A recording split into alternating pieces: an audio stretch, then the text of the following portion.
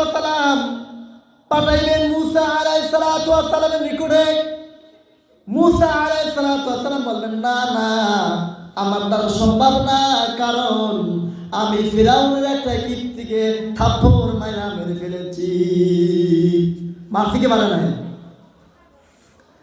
এইবার মুসা আলাইহিস সালাতু ওয়াস সালাম বললেন, যাও যাও আমার ভাই হারুন আলাইহিস সালাতু ওয়াস সালামের নিকটে যাও।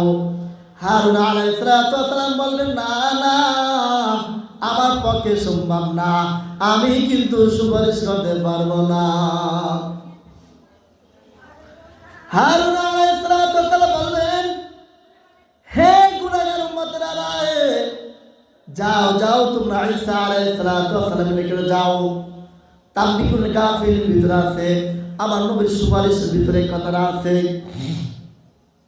এইবার সবাই একত্রিত হইয়া হযরত ঈসা আলাইহিস সালাতু ওয়াস সালামের নিকটে আসবেন।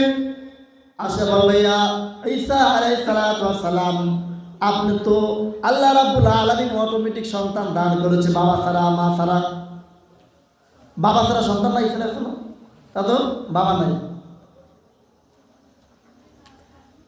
আমরা বিশাল মহা মুসিবতে আছি, মুসিবত থেকে উদ্ধার করেন। ঈসা আলাইহিস সালাতু ওয়াস সালাম বললেন, না না, আমার দ্বারা সম্ভব না, আমি পারবো না। তবে আমি তোমাদেরকে এমন এক ব্যক্তির কথা বলতে পারি, যে ব্যক্তি নিকটে তোমরা যদি সুপারিশ চাও, ওই ব্যক্তি অবশ্যই অবশ্যই তোমাদেরকে সুপারিশ করিবে। সুবহানাল্লাহ। হে আমার উম্মতেরা, এমন এক নবী, যেই নবীর জন্য আসমান জমিন, যেই নবীর জন্য পাহাড় পর্বত যা কিছু আছে, একটা কথা মনে রাখো, একটা চিঠি লেখার পর চিঠির উপরে একটা দস্তখত মারা হয়েছে, সিল মারা হয়েছে। সিলের পরে আর ওই চিঠিটা খোলা যাবে না, ওই ব্যক্তির হাতের আগ পর্যন্ত, যাওয়ার আগ পর্যন্ত। তার নবুয়াতের সর্বশেষ যেই নবী, নবুয়াতের সর্বশেষ যেই ব্যক্তি নবী, তিনি হচ্ছে মুহাম্মদুর রাসূলুল্লাহ। বলেন সাল্লাল্লাহু আলাইহি ওয়াসাল্লাম। ঈসা আলাইহিস সালাতু ওয়াস সালাম বললেন, আমি পরামর্শ দিলাম, যাও যাও তোমরা তার নিকটে যাও। এইবার সমস্ত উম্মতরা একত্রিত হইয়া মুহাম্মদুর রাসূলুল্লাহ সাল্লাল্লাহু আলাইহি ওয়াসাল্লামের নিকটে যাইবে। বলবেন সুবহানাল্লাহ, জোরে বলবেন। হে নবী, বাবা আদমের নিকটে গিয়েছিলাম, তিনি বলছেন পারবে না। নূহ নিকটে গিয়েছিলাম, তিনি পারবে না। ঈসা নিকটে গিয়েছিলাম, মুসা নিকটে গিয়েছিলাম, হারুন নিকটে গিয়েছিলাম। ও নবী গো, কেউ সুপারিশ করতে পারবে না, আপনি আমাদের জন্য একটু সুপারিশ করেন। আমার নবী বলেন, আল্লাহ রাব্বুল আলামিন আমাকে তোমাদের জন্য এই কাজের জন্যই সৃষ্টি করেছে। সুবহানাল্লাহ। কিসের জন্য? এই কাজের জন্য, মানে এই সুপারিশ করবো আমি নবী, গুনাহগার বান্দাবাদীদের জন্য সুপারিশ করবো আমার আল্লাহ, এর জন্য সৃষ্টি করেছে। হে বান্দারা, এইবার লম্বা ইতিহাস, সময় খুব স্বল্প। এবার আমার রাসূল কি করবে? সুপারিশ করবে। তার উম্মতকে নিয়ে তারা যাবে। যাওয়ার পরে অন্য অন্য উম্মতরা রাস্তার দুই সাইডে দাঁড়ায় থাকবে। ধরেন বর্তমান তত্ত্বাবধায়ক সরকার ডক্টর ইউনূস সাহেব আমাদের মেহেন্দিতে আসবে, তাকে স্বাগত দেওয়ার জন্য রাস্তার ডানে বামে হাজার হাজার লোক থাকবে কিনা? ফুলের মালা দেওয়ার জন্য থাকবে কি থাকবে না?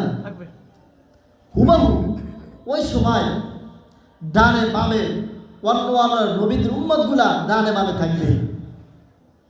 আর আমার নবী বলবেন, আমি এবং আমার উম্মতরা, আমি থাকবো সামনে, আমার গুনাহগার উম্মতরা থাকবে পিছনে।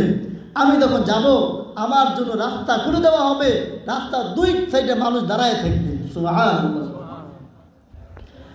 অন্য অন্য উম্মতরা ডাক দিয়া বলবেন, ব্যাপার কি? নবী যেমন, নবীর উম্মতরাও তেমন। এই নবীর পরিচয় কি, নবীর নাম কি, নবীর উম্মতের নাম কি, পরিচয় কি? উত্তর আসবে ও অন্য কোন নবী নয়, এত ওই নবী যেই নবীর উপরে আল্লাহ রাব্বুল আলামিন কোরআন অবতীর্ণ করেছেন। কোরআন পাহাড়কে দিতেছে, পাহাড় নেয় নাই। কোরআন জমিকে দেওয়ার জন্য বলেছে, জমি গ্রহণ করে নাই। মা আদম মানুষ, মানুষের ভিতরে উত্তম মানুষ মুহাম্মদ রাসূলুল্লাহ সাল্লাল্লাহু আলাইহি ওয়াসাল্লামের উপরে কোরআন অবতীর্ণ হয়েছে। এইবার আল্লাহ রাসূলের উম্মতের হাত, আল্লাহ রাসূলের উম্মতের চেহারা, আল্লাহ রাসূলের উম্মতের যে যে জায়গায় ওজুর ভিতরে দৌত করে প্রত্যেকটা অঙ্গগুলা নূরের আলোতে চমকাইতে থাকবে। বলেন না সুবহানাল্লাহ। এইবার আমার নবী, মায়ার নবী, বিশ্ব নবী আরশের নিচে যাবেন, যাওয়ার পরে একটা সিজদা দিবেন, লম্বা একটা সিজদা দিবেন। আমার মালিক বলে, ও নবী আর সিজদা দেওয়ার দরকার নাই, মাথা উঠান। হে নবী আর কুরুন্দন করার দরকার নাই, আপনি মাথা উঠান, আপনি সুপারিশ করে আমি আল্লাহ আপনার সুপারিশ কবুল করব। হে নবী আপনি চান, যা চান আমি আল্লাহ তাই দিব। এইবার আমার রাসূল সুপারিশ করবে, তখন সুপারিশ করা শুরু করবে, একটা গুনাহগার আর বাকি থাকবে না। আমরা কি ওই নবীর সুপারিশ চাই কি চাই না? আমরা কি ওই নবীর সুপারিশ পেতে চাই কি চাই না? যদি আমরা ওই নবীর উম্মতের ওই নবীর সুপারিশ পেতে যদি হয়, তাহলে আলেম বিদ্বেষী কোনো কথা বলা যাবে না, আলেম বিরোধী কোনো কথা বলা যাবে না। যারা আলেম বিরোধী কথা বলে তাদের সাথেও চলা যাবে না। হে আল্লাহর বান্দা, আমার নবী বলেন, যেই ব্যক্তি দুনিয়ার ভিতরে কোনো আলেমের সাথে মুসাফা করলো, মনে হয় ওই ব্যক্তি আমি রাসূলের সাথে মুসাফা করলো। বলেন সুবহানাল্লাহ।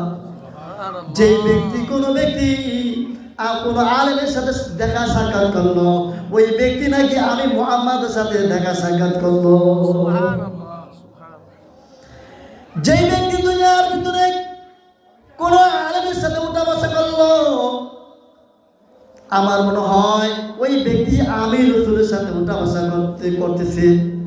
এ আমার প্যারা হাজিরিন, না না, আলেমদের সাথে দুশ্মনী নয়, আলেমদের সাথে মোহাব্বত করতে হবে, ভালোবাসতে হবে।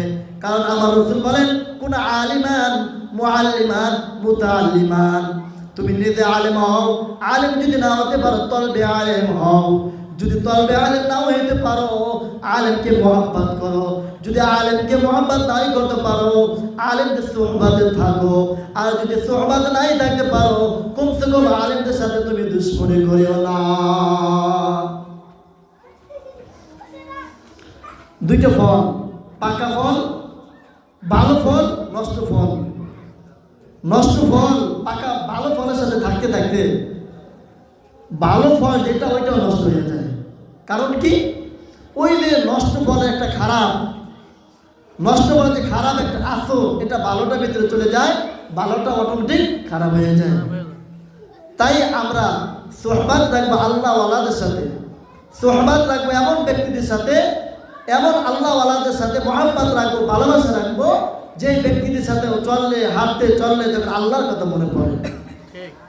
তাকায় দেখেন, বেনমাজি ব্যক্তি, গুনাহগার ব্যক্তি, অন্যায় করাওয়ালা ব্যক্তি যখন আল্লাহওয়ালা হয়ে যায়, জাকির শাকির ভিতরে থাকে,